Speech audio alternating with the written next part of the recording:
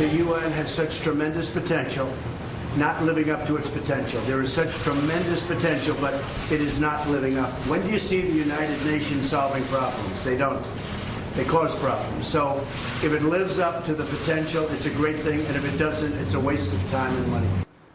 And that was President-elect Trump earlier today saying the United Nations is not living up to its potential after the Security Council voted to condemn Israeli settlements. Others are taking things a step further and now calling on the United States to kick the UN to the curb. Watch this.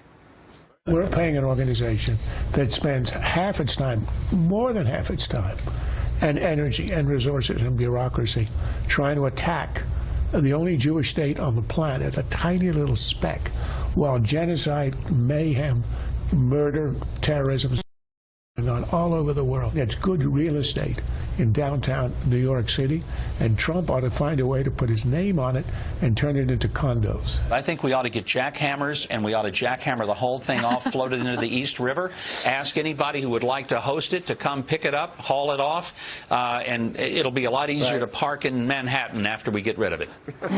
All right. Well, in response to growing outrage over the United Nations, the Washington Free Beacon is reporting that, quote, Congress is moving to cut U.S. funding to the UN in wake of anti-Israel vote. Joining us now is Texas Congressman Louie Gohmert, and back with us is the author of Defeating Jihad, The Winnable War, Dr. Sebastian Gorka. Gentlemen, thanks so much for joining us on this subject. So great to be with you. Pleasure to see you. Unbelievable today, these developments. We just keep coming back to this. Thank God Donald Trump got elected, or we would really be in trouble. So I've talked to a number of colleagues.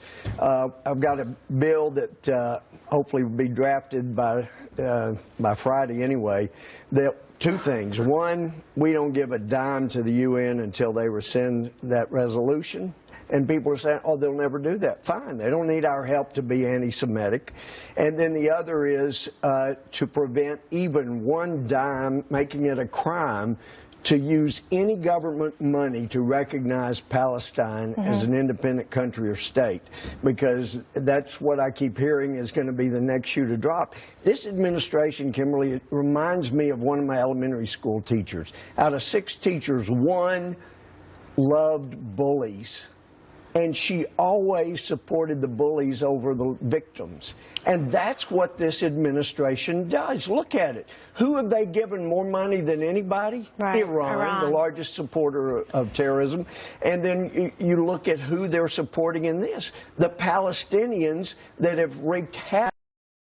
And as people have said over and over, there's only one place where Muslims have complete freedom in the Middle East, and it's Israel. So they're our friends, and this is an outrage, but it is so consistent with this. And, you know, these guys, you listen to Kerry, he lied when he talked about Genghis Khan. He lied when he threw somebody else's medals over to the White House. He's lied over and over again. The State Department lied about the attack at Benghazi being about a video, and now they're misrepresenting once again what's going on there, and we've got to stand up for Israel. This is such an outrage. And undermining Israel, our key ally. Dr. Gorka, why do you think the United Nations is so anti-Israel? Because of the politics that has taken it hostage in the last 30 years. Look, the UN made sense when it was created in San Francisco in 1945, after 60 million people were killed in World War II. With American leadership, it helped to stabilize the world. Look at the reaction to the Korean crisis. We deployed our forces there under a UN mandate.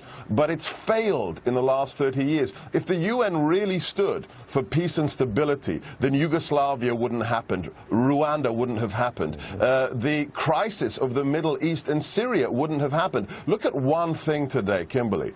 We now have 65 million refugees in the world. That's more than we had after World War II ended in 1945. The world is in chaos. The UN should be doing something about it because it isn't being led by the values of the founding of this republic, by the White House.